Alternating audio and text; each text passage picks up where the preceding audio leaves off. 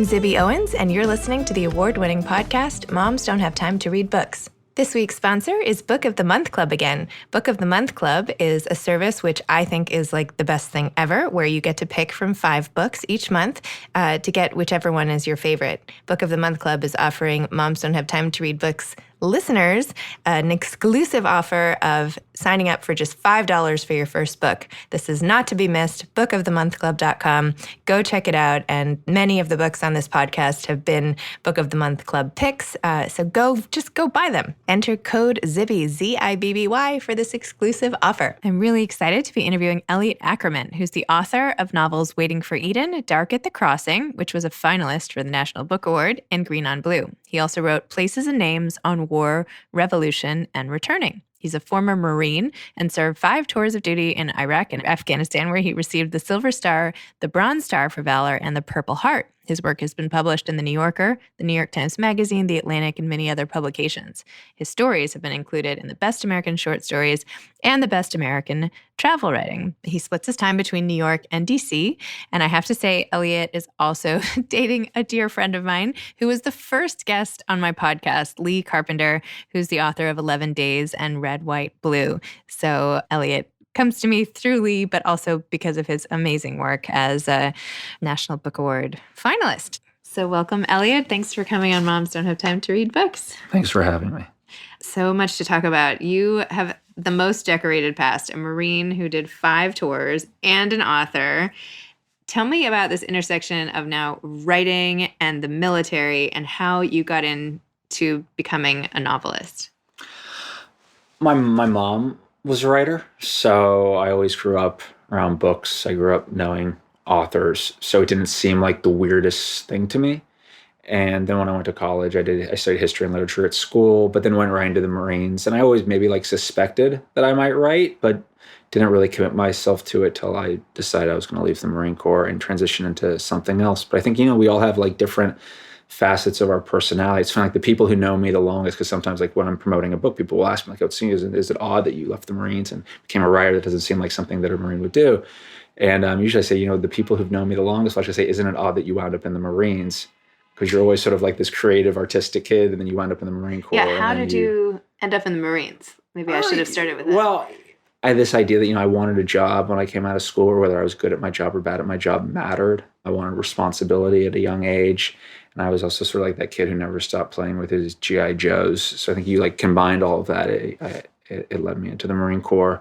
And then I happened to serve, during some very interesting and busy years. Wow. And you've done a combination of writing about your experiences and then coming up with fictitious people living through some of the elements that you experienced yourself. Do you find it therapeutic to write about what happened? Do you find it necessary to go back? I read your article about going back to the place where I'm forgetting where it was, but the doorway where your friend was murdered, and you went back and had to revisit. And what is that like for you? Sure. Well, I don't think it's I don't feel like it's necessarily therapeutic, because there's a real struggle that goes into writing books as you're trying to figure them out. I think that all of us are writing about the human condition, and my understanding of what it means to be a person is informed by obviously many of my own experiences. And I think when you go to war, one of the things war does is it gives you a real wide angle view of what we are capable of doing as humans, both at the one extreme, might be the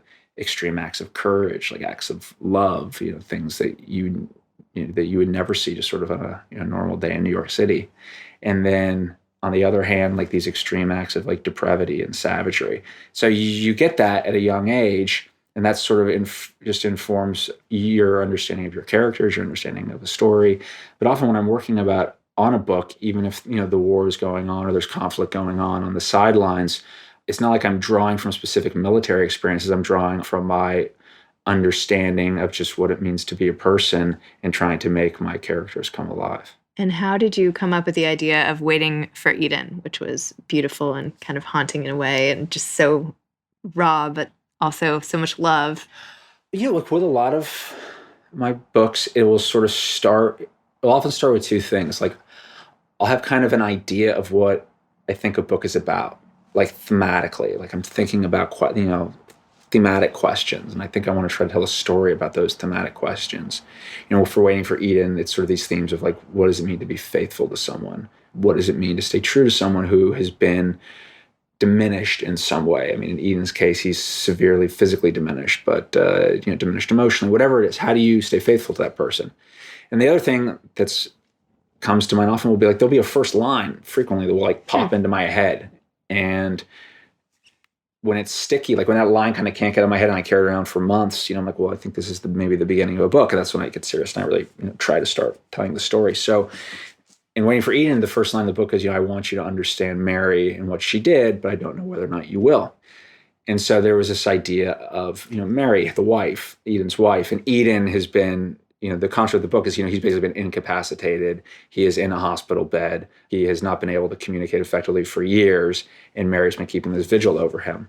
So the book sort of started with that line, okay, what Mary did. I didn't know what she had done, and I didn't know who was offering up that opening line, but I knew a couple of things. I knew that I wanted the book to feel very intimate, and so that's why it had that kind of first-person voice. But then that posed a problem, right? Because who's saying this? So I'm like, well, there's only two characters in my book at this point. It's like Eden. Well, Eden's in a bed and he can't talk to anyone. Okay, so it's probably not Eden. He's not going to be my narrator. And maybe it's Mary, Eden's wife. But I'm like, well, that probably wouldn't work because she would be talking about herself and she can't do this objectively or objectively. And then there's limitations on, what you know about Eden. So I was like, well, maybe you need to have an omniscience. You need to have a level of omniscience. Well, I don't want to tell this story in the third person because the third person, it would give you that omniscience to say what's going on with everyone, to move around in the story, but it gives you too much distance. So I was like, so how do I solve this problem that I have between needing a certain level of omniscience, but needing the intimacy of a first person narrator? I was like, it's a ghost. This person saying this is a ghost. And the question of the book became, okay, well, who's this ghost? And the identity of kind of who this ghost is and who this voice is and how he factors into the relationship between Mary and Eden actually becomes what much of the book is about. Wow, that's so crazy. I mean, the whole time I was reading it, I was thinking about that line. I mean, often you read first lines and I can't even think of what they were. But you had the reader hooked in, well, what is it? What happens? What's she going to do? And I was on the edge of my seat. Thank you. I mean, the book could be called Mary's Choice as easily as it could be called, Waiting for Eden, because she's totally central to that story. I mean, it's really the story of her, Eden, and this ghost. It's a love triangle in many respects. It's also about Mary being a mother at the same time. Yes. And I know I often see things through that lens, just being a mother, but having to care for a child at the same time as caring for a husband put her in such a really just precarious emotional position. Talk to me about that a little more. There was a quote in the hospital. She said, after a year, the guilt for her daughter overcame the guilt for her husband, right? So Mary didn't know where to spend all that time. Who should she take care of? Tell me about that conflict. Well, I think you have kids. I mean, I have kids too. You know that guilt, right? There's never enough of you to go around. So, I mean, in the opening of the book, she's been keeping this vigil at her husband's bedside for several years. And on the one hand, you might think, well, isn't that so noble of her? But she's been doing that at the expense of her daughter because her daughter has gone to live with her mother. And so the sort of the event that precipitates the action in the book is she's been keeping this vigil. Eden's in the bed and it is Christmas time. And she decides that she's going to go spend Christmas with her daughter. And again, she feels a lot of guilt about this. For now, she's going to leave Eden. The doctors say, "Don't worry, she's not going to know that he's not going to know that you're gone," which leads her to ask, "Well, if he's not going to know that I am gone, does he even know that I'm here?" So she's sort of wrestling with all of this. And in the opening pages of the book, while she's gone, Eden suffers a stroke. When he suffers that stroke, in my mind, it's almost like it's like a deck of cards is reshuffled. So he suffers this stroke. There's sort of an event that terrifies him. And he gets so afraid he suffers a stroke. But when he comes out of it, his brain has kind of been reorganized. And although parts of him are now even more diminished, certain parts of him have been awakened. And for the first time, he's conscious of the circumstances that he is in. And he tries to communicate what he wants to have happen next. And the whole book is told it's told much of it in flashbacks, but it's also really the present tense actions told over the few days of him trying to communicate what he wants to have happen. And you have the nurse come in on that Christmas because when the family's gone, then you still fill in the room, right? It's not like the room is, I feel like I can see it as a play, right? You have the bed on one side of the stage, so then you have the nurses come in. And one scene with the nurse I found particularly powerful when she touches Eden, who had suffered a lot of burns, and she was a little squeamish to do so. But you write, she ran her finger up to the edge of the bandage and looked at his eyes again. And seeing that they saw nothing, her finger leapt from the bandage's edge onto the bare skin of his chest. It was burnt and smoked, bloodless, but not lifeless. This surprised her. The little piece of flesh she touched had more struggle in it than her whole body. Beneath her finger was survival. It was what a body could and would be when battered just to the edge. Whoa, that is so good. I mean, that's so good. So tell me more about that. How are you like sitting there just coming up with these sentences? Tell me about that passage. Do you even remember where you were when you wrote that? I think I was at a cupcake shop. No, come on. Yeah, I think I was. That's my problem. I should be eating more cupcakes, and then I will write better. I think I was at a place where I like to get coffee and a ham and cheese biscuit in the morning, and I had a quiet corner where I could do a lot of work. So, anyways, I don't know if that's the answer. But the idea of like the human body sort of fighting for itself, and like even when no one is really advocating for it, but it's like more than just the spirit of it.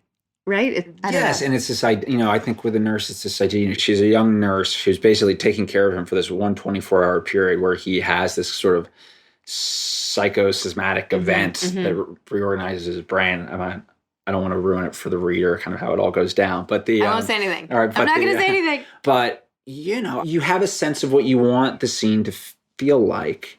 And I wanted there to be a sense of juxtaposition in that scene, I guess.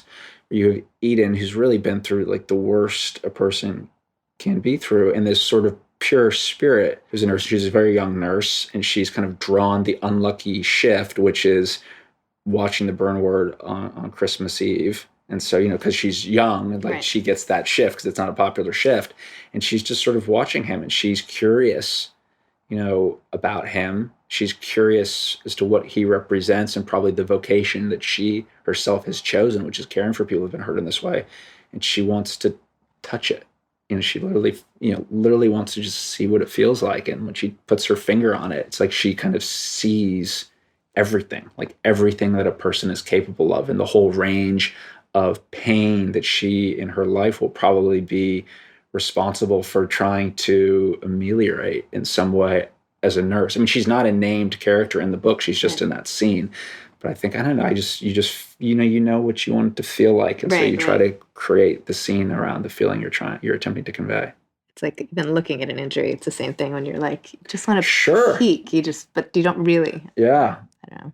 I mean, I'm sure you've actually seen so much of this carnage, having been in, like most people, I feel like writing, well, I shouldn't say that. I was going to say most people writing haven't, maybe they imagine it, but I feel like you've been in it, right? And so then you have to, writing about the relationships and what happens on them later, you have all this data from friends, I'm sure, people who have been through this. Like, have you seen this happen in real life, anything like this, or even just on a more minor scale, people struggling with their relationships at home and being injured, or the after effects? This is a long and rambling question, but what have you seen that maybe is most similar to this? Or I have unfortunately seen like a pretty wide spectrum of individuals who've been hurt and nasty things. However, I don't feel in some way that helps me when I sit down and try to actually tell a story, because I know what I'm sort of drawing on. Like I know the well I'm going to, that I'm pulling this up from.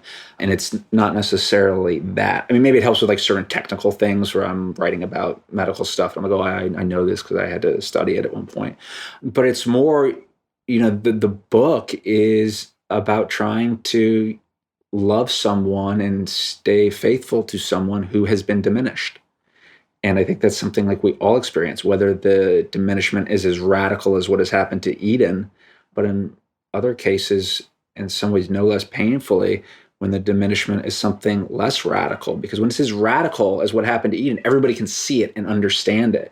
When it's less radical, it's tough because you might be the only one who sees it and understands the depth of that diminishment, and how you have to learn to love someone again, and how you have to understand the ways you can give yourself to them again. And does it make you question how you would respond in a similar situation?